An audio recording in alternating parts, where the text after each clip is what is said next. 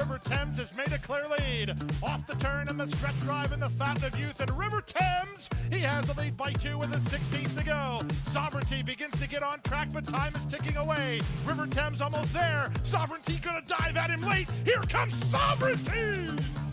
He got him too, did Sovereignty. He went from last to first to win under Junior Alvarado for Godolphin and Bill Mott. The Fountain of Youth from last to first to Sovereignty.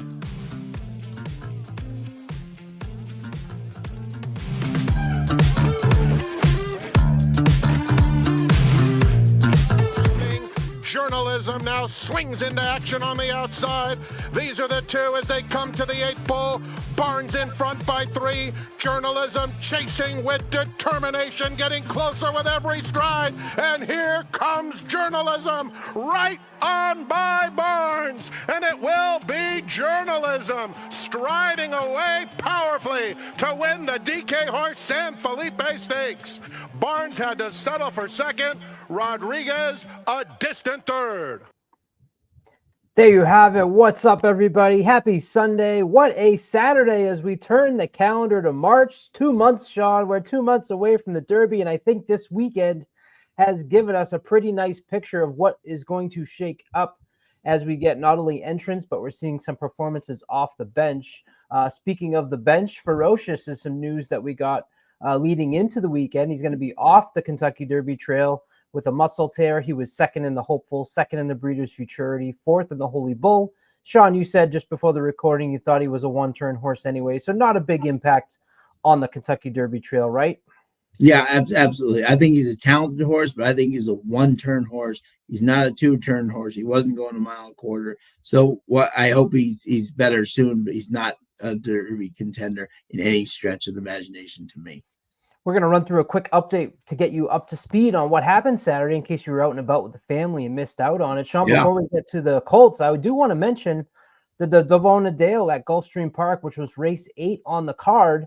This was a race won by not Ballerina de Oro. It was won by the Queen's MG. Impressively, I thought. I didn't know that she was going to have a performance like that. Obviously, it was impressive up at Saratoga over the course of the summer.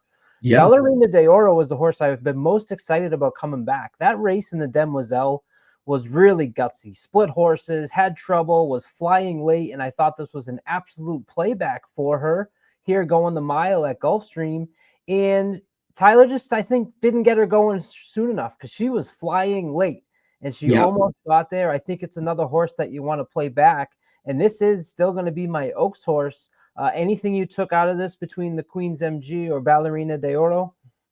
I was impressed with the Queen's MG and the fact that she was on the rail. Lacara had all the momentum on the outside and she came back. So, I mean, so the fact that she did come back on a rail and to win, I mean, give her due. I would agree with you. It just seems like Chad Brown horses are almost like he uses Gulfstream almost as like a workout for the rest of the year, just bringing them bigger and better, for Churchill and Keeneland and New York, so I think Ballerina, the farther she goes, maybe we see her at Keeneland, maybe we see her in New York or something, but the longer, the better for her. And I think we'll definitely hear from her again for sure. Absolutely. I'm telling you right now, she's going to be in the conversation all year. So do not forget that, as I mentioned that. And only here on March 1st, I said it 2 videos ago as one horse that I had my eyes on. Sean, we saw the Open as we started this show. The heart was pumping on Saturday as you saw a horse by the name of Sovereignty, a horse that we both have had high on our list. He's been number 1 on my list, a little humble brag for me. So I was really excited to come back. And actually in our preview, Sean, I had said to Tim, who was high on East Avenue, I said, look, it's Sovereignty's first off the bench. Maybe there's some expectations there that this horse isn't going to perform, but don't let that discount how talented this horse is. We saw that stretch run there in the beginning of this show. Not only was it exciting for the first off the bench for Bill Mott and Junior. What do you think? Oh, ultra impressive. And they had a little bit of reservation. He hadn't run since October. You still wonder, and nothing was closing all day on that track. And the fact that he closed like he did.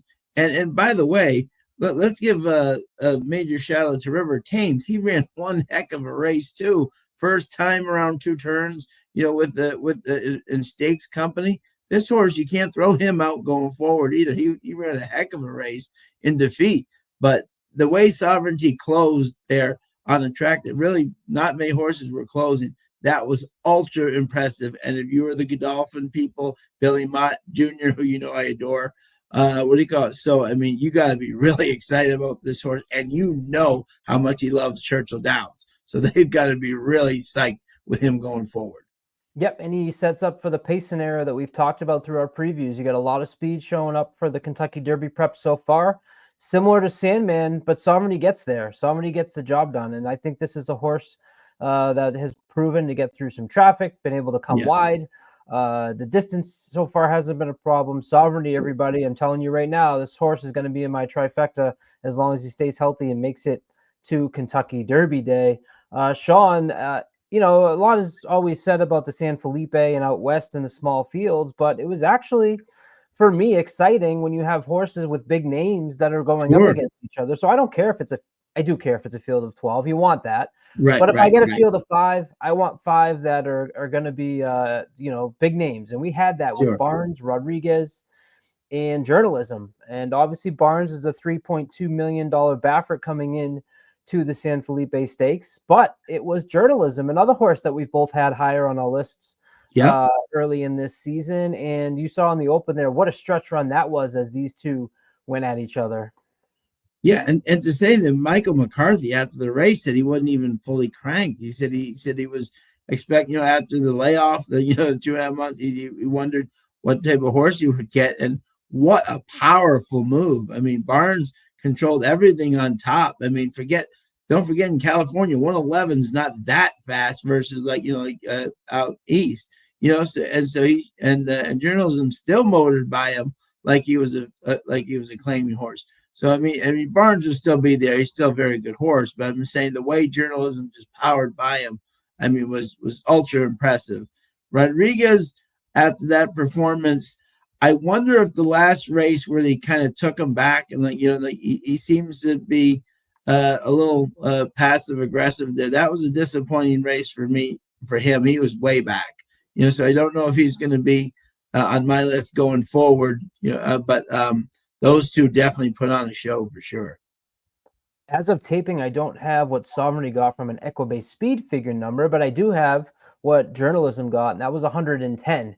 And 110 was actually, at the time that they ran that race, the second highest Equibase speed figure, because the highest Equibase speed figure, Sean, so far on the Kentucky Derby Trail, we actually saw on Saturday, but it came out of New York. Now, obviously, we'll see if the numbers adjust a little bit.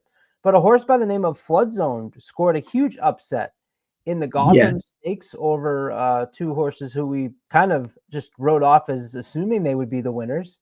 What did you think about what we saw with Flood Zone at Aqueduct in the Gotham?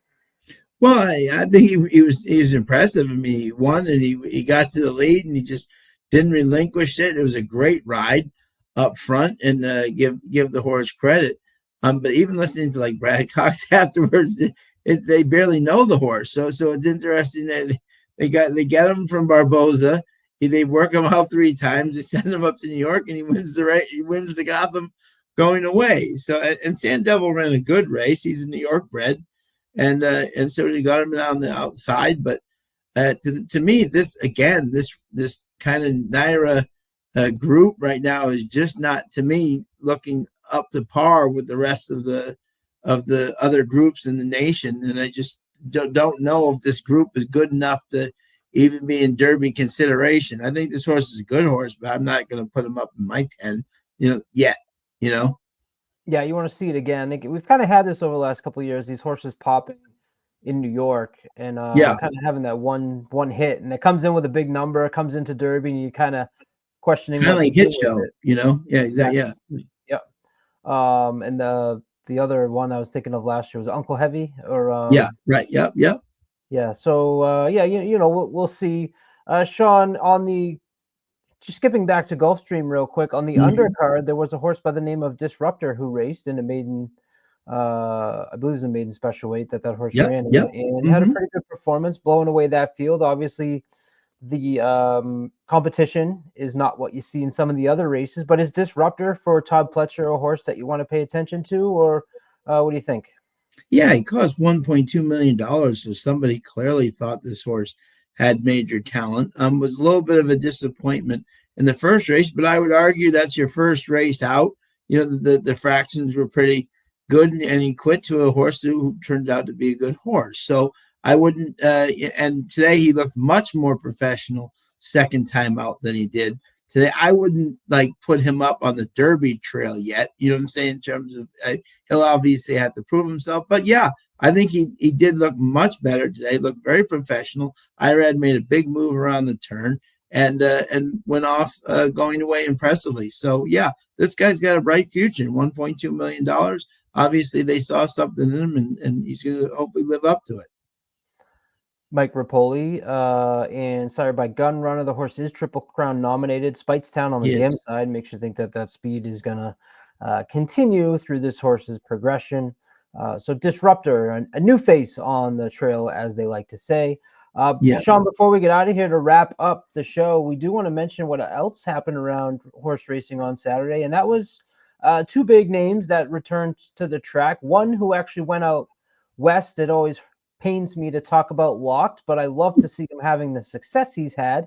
And he went out and did really well out in the big cap out in Santa Anita. Ultra impressive. That move around the far turn just absolutely just wiped out. Miramati was stopped and again, hit show. Brad Cox can't seem to solve that Santa Anita puzzle. He doesn't do very well when he ships out there, but he couldn't have been any more impressive winning Locked. I mean, Jose made that big move, and he just dominated that field. So this horse has got a bright future. And again, this is just going to show how good this year is going to be with all these older horses. It's going to be amazing. Yeah, looking forward to that Locked Forever Young showdown. That'll be a marquee event on the calendar. And then lastly, we saw Mindframe back on the track as well at Gulfstream. You weren't as impressed. I will give him this in the fact that he hadn't run in so long. You have to think that there was rust, and if there was rust and he's still winning like that, how scary will he be if he's fully cranked? You know what I'm saying? So I will give him that. But I just thought down the stretch, I mean, I didn't think that field was super. I mean, Encino is good. I don't think he's like a fabulous horse. And that group, I know Sunshine loves the Gulfstream track, but I don't think he's in their level. And he was gaining on him at the end. So, but that can be to Russ, and it'll be interesting to see how he comes out. But I just expected him to beat that field by a little bit more than he did. Mindframes only lost to Dornoch. He won his first two races, and then lost to Dornoch in the Belmont and in the Haskell, finishing second in those two races before coming back, as you mentioned, on Saturday to Gulfstream Park. So that gives us a nice little wrap on the weekend. I'm super excited about Sovereignty. Can't wait. 20-1, baby, in the future. But love it. There you go. That's what you want to have him as, because if he makes it, I assume he's not going to be that price. So way to go for you, Sean. Everybody, please tell us in the comments who you thought was most impressive between the winners of the three prep races, or maybe a horse like Disruptor, who maybe is going to be on the scene in the next couple of weeks. Stay right here to Trust the Profits. Plenty of Kentucky Derby coverage as we 2 months, Sean. 2 months away. 2 months. Can't wait. We got wins. We got Derby preps. We had Tom Brady today. We had everything in the. It was fantastic. And what's even better is we're 1 month away from Bluegrass, when all the Trust the Profits will be at Yes. So come down and check it out. See Sean and Tim live on Thursdays. Otherwise, good luck, everybody.